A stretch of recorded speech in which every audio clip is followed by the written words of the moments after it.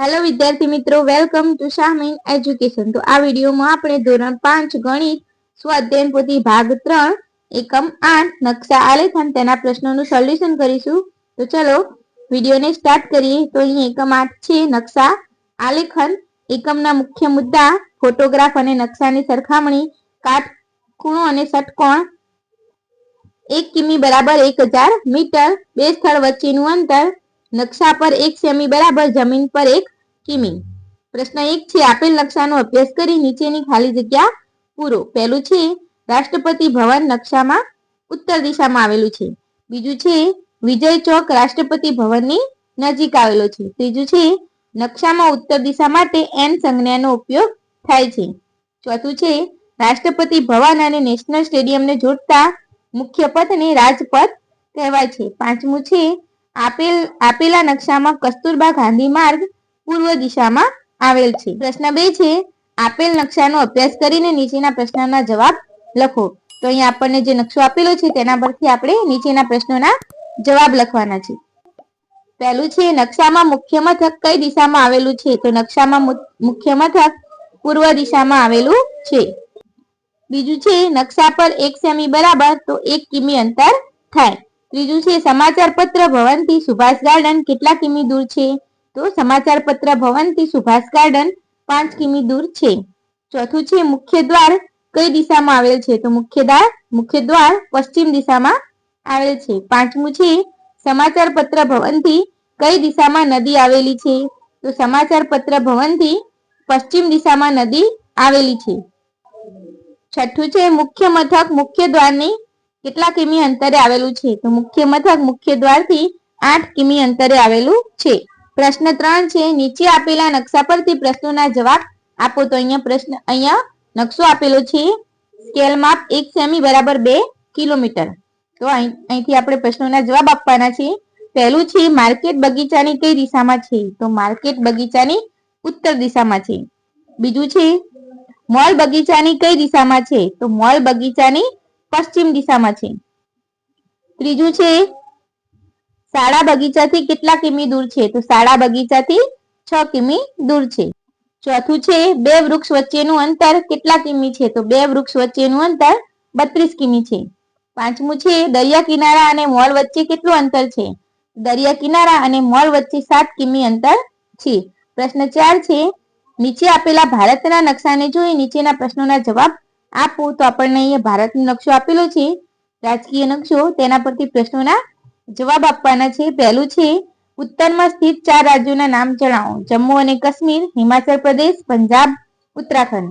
बीजुं छे दक्षिणमां आवेला 4 राज्योना नाम जणाવો।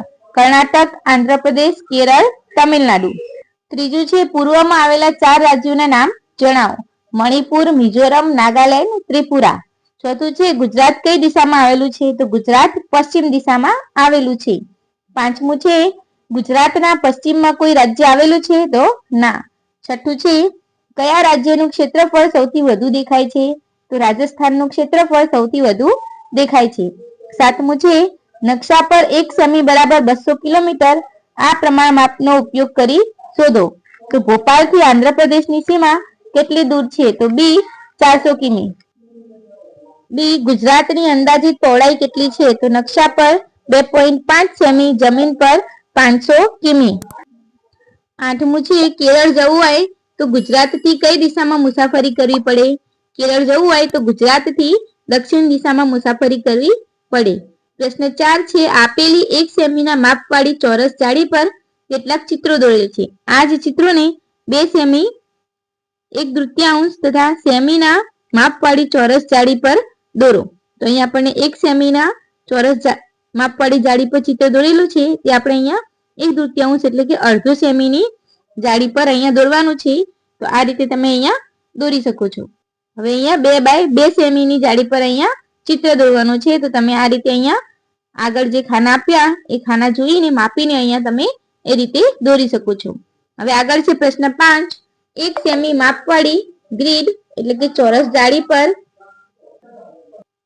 દોરેલા ચિત્રો અડધો સેમી માપવાળી ગ્રીડ પર દોરો અને બંને ચિત્રોના ક્ષેત્રફળ શોધો। તો અહીંયા આપણને જે ખાના દર્શાવેલા છે તે તમારે અહીંયા અડધો સેમી માપવાળી ગ્રીડ પર દોરવાના છે અને તેનું ક્ષેત્રફળ દોરવાનું છે. તો આપણે આ જે ખાના રહ્યા એને ગણવાના છે. તો આ કુલ ખાના રહ્યા વાદળી રંગના તે 12 થાય છે, એટલે તેનું ક્ષેત્રફળ 12 થશે. તો અહીંયા નાની એટલે કે અડધો સેમી માપવાળી ગ્રીડ પર એને દોરીએ તો 12 ના અડધા એટલે કે 6 થશે. આગળ પ્રશ્ન 6 છે, નીચેના નકશા પરથી પ્રશ્નોના જવાબ લખો. તો અહીંયા પહેલું છે, કોચના ઘરેથી નયનના ઘરે જવાનો સૌથી ટૂંકો રસ્તો નકશામાં દર્શાવો. તો અહીંયા આપણે તે નકશો આ રીતે દર્શાવવાનો છે. બીજો પ્રશ્ન છે, કોચના ઘરેથી નયનના ઘરે જવાનો સૌથી લાંબો રસ્તો નકશામાં દર્શાવો. તો અહીંયા આપણે આ રીતે લાંબો રસ્તો કોચના ઘરેથી નયનના ઘરનો દર્શાવવાનો છે. ત્રીજું છે, નયન કેટલા રસ્તાઓથી કોચના ઘરે જઈ શકે? નકશામાં દર્શાવો. તો અહીંયા કુલ 4 રસ્તાઓ છે, તે આપણે 4 રસ્તાઓ અહીંયા નકશામાં દર્શાવવાના છે. પ્રશ્ન 7 છે, નીચેનું કોષ્ટક પૂર્ણ કરો. સ્કેલ માપ, વાસ્તવિક અંતર અને નકશા પર અંતર. પહેલું છે 1 સેમી બરાબર 1 કિમી, તો 13 કિમી તો 13 સેમી. બીજું છે 2 સેમી બરાબર 1 કિમી, તો 25 કિમી બરાબર 50 સેમી. 3 સેમી બરાબર 1 કિમી, તો 45 કિમી તો 135 સેમી. અડધો સેમી બરાબર 1 કિમી, તો 4 કિમી તો 2 સેમી. 1 સેમી બરાબર 10 કિમી, તો 40 કિમી તો 4 સેમી. પ્રશ્ન 8 છે, એક શાળાનો નકશો દેખાય છે. શાળાના નકશામાં ચિત્રો જુઓ અને પ્રશ્નોના જવાબ આપો. પહેલું છે, શાળાનું ક્ષેત્રફળ કેટલા ચોરસ મીટર છે? તો શાળાનું ક્ષેત્રફળ 64 ચોરસ મીટર છે. બીજું છે, પ્રાર્થના ખંડનું ક્ષેત્રફળ કેટલું છે? તો પ્રાર્થના ખંડનું ક્ષેત્રફળ 4 ચોરસ મીટર છે. ત્રીજું છે, શાળાના બગીચાની લંબાઈ અને પહોળાઈ કેટલી છે? તો લંબાઈ 3 મીટર અને પહોળાઈ 2 મીટર. ચોથું છે, શાળાનો મુખ્ય દરવાજો કઈ દિશામાં આવેલો છે? તો શાળાનો મુખ્ય દરવાજો ઉત્તર દિશામાં આવેલો છે. પાંચમું છે, કાર્યાલયથી બગીચો કેટલા મીટરના અંતરે આવેલો છે? તો કાર્યાલયથી બગીચો 4 મીટરના અંતરે આવેલો છે. પ્રશ્ન 9 છે, જો નકશામાં 1 સેમી બરાબર 10 કિમી જમીન પર અંતર હોય તો તેના આધારે નીચેના પ્રશ્નોના જવાબ લખો. પહેલું છે, મહેસાણાથી અડાલજ વચ્ચેનું અંતર કેટલું થાય? મહેસાણાથી અડાલજ વચ્ચેનું અંતર 100 કિમી થાય.